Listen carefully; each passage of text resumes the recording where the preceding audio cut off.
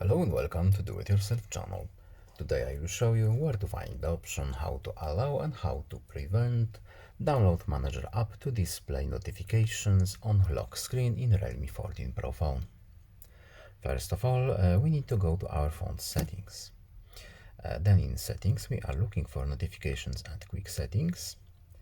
Next we need to tap the lock screen option, and here we are looking for the function that we want. So download manager, here it is at the here. So we can enable or we can disable it using this switch right here. So if we turn it off, the download manager application won't be able to display notifications on the lock screen, and if we turn it back on, it will be able to. That's all. I hope this video is helpful to you. Please leave a like and subscribe. Have a nice day and see you in the next video. Goodbye.